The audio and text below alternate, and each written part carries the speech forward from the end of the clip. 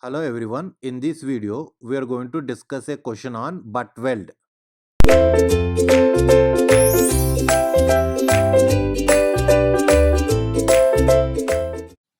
Now let us see a small question on butt weld. Okay, so first write a question along with me.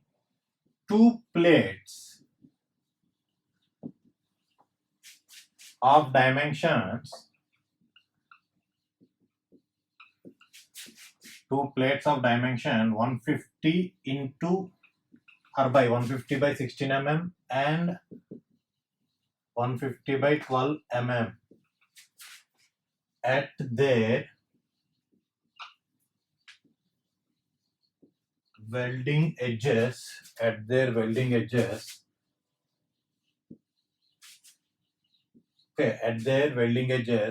joined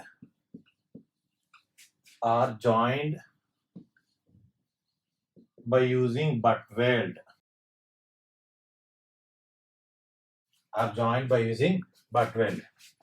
Find the maximum tension.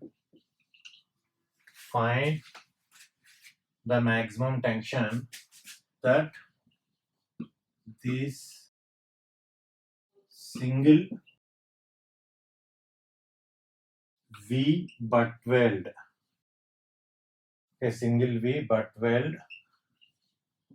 joint can transmit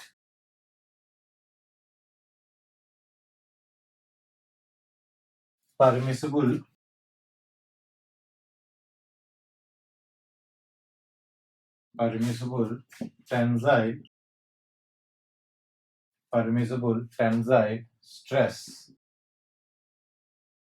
in plates is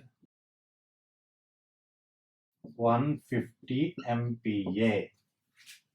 Okay, this is the question, and let us see the diagram for this question. This is a one plate.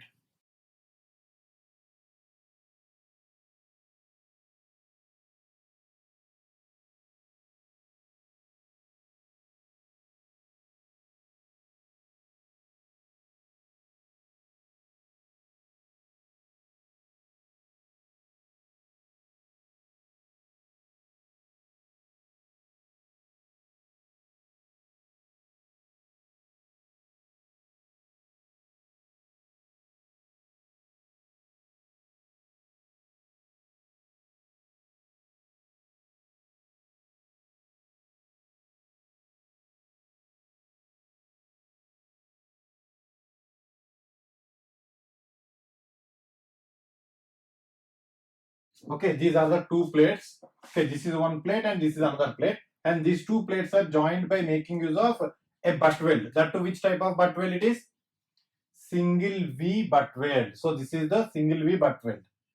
Simply I will write here as butt weld. Okay, single V butt weld. Clear?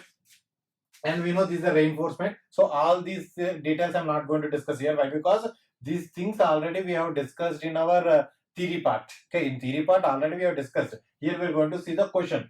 That's it. And that too, as I said, it is a very simple question. Once go through this question, and within two lines we can solve this question. That's it. Once again I'll go through this question. So two plates. So this is one plate and this is another plate. And here whatever shown on the diagram is front view. Okay, whatever the details or whatever the connection shown on the diagram is a front view. Sorry. Yeah, it is a front view. Okay, it is a front view. Right? Now here this is a one plate having a thickness of 12 mm and a width of 150 mm. Of course, width is perpendicular to the plane of this board. Okay, width is perpendicular to the plane of board, and this plate is connected to this plate of dimension 16 mm and width is same 150 mm. By making use of a butt weld, that to which type of butt weld? Single V butt weld. Okay, single V butt weld. So by making use of that weld, we have joined these two plates. Now what is asking us to find? Is asking us to find maximum tension. Okay, maximum tension. This butt weld, that to single V butt weld, can transmit. It means here there acts a tensile force like this. Here there acts a tensile force like this. So now tension force P from this plate has to be transferred to this plate by this butt weld. It means butt weld, okay, butt weld has to transmit the force, tensile force P from this plate to this plate. Now he's asking how much tensile force it can transmit. That is what he's asking us to find, right? For that, one more information is given. So to find that maximum tensile force, one more information is given, that is permissible tensile stress. It means no need of all these concepts what we have discussed so far. Just by our logic, okay, just by our logic and units management, we can solve this question. That is why I said it is a simple question. It means for solving this particular question, no need of the concepts of fillet weld, butt weld or provisions what we have discussed. But one provision is required, except that no need of other concepts. Only one provision is required. What is that provision? Here we'll see no doubt in that. So we'll see the required provision here. Apart from that, by simple logic we can solve this. What is that logic? See, he's asking us to find tension. Tension means force. He's asking us to find force. What is the unit of force? Newton. So to get the Newton, okay, to get the unit Newton, what are the given things in the question? See, 150 MPa. We know MPa is nothing but, what is meant by MPa? MPa is nothing but Newton per mm square, right? It means here Newton is there, but along with that Newton in denominator millimeter square, mm square is there. If we cancel that mm square, then we left with only Newton, right? It means we need to multiply with area to this given stress. That is a very simple formula what we have studied in strength of materials. That is, force is equal to stress into area, or stress is equal to force by area, right? That is what the very simple formula we have studied. By knowing that formula, we can solve this question. Along with that very basic or fundamental formula, we need to have the knowledge of one provision. What is that provision? Let us see. So that provision is related to the throat thickness of butt weld. Okay, throat thickness of butt weld. So here I will write, so solution.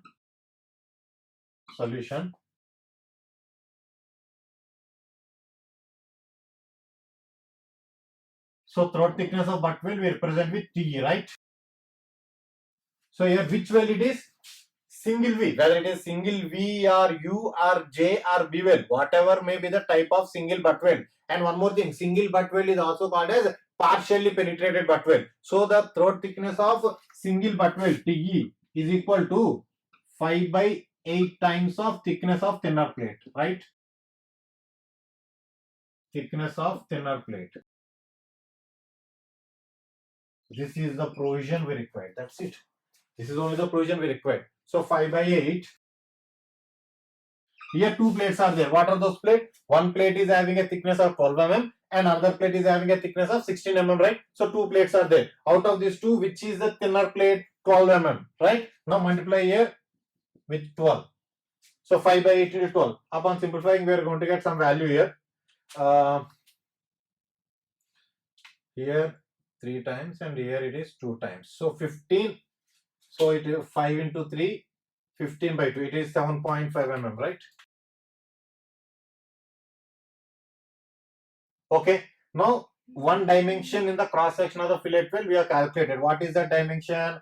Thickness. Now we require length. So for butt weld, length of the butt weld is equal to width of the connecting member, and that too the width of both the connecting members are same here. In our question, width of both the connecting members. Okay, width of both the connecting members same. What is that? 150 mm. So for butt weld, the length of the weld itself is equal to width of the connecting members, hence length of the weld. Here I will write length of butt weld. Okay, length of butt weld is equal to width of plate.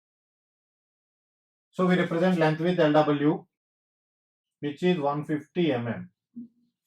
Now multiplying length of the butt weld into thickness of the butt weld, we'll get the cross sectional area of the butt weld. Okay, we'll get the area of the butt weld. Yes or no? Obviously. So now if we multiply that area with this permissible stress, so if you multiply length of the butt weld with thickness, we'll get the area. Okay, so area. So area is equal to length into throat thickness, which is equal to 150 into 7.5 mm square, right? Now I'll rub this diagram. and I will show you the top view of this well. So I'll show you the top view of this well, then you'll understand what is the cross section and what is the length. As width of the both the plates is same. Of course, the thickness is different, which we have shown already.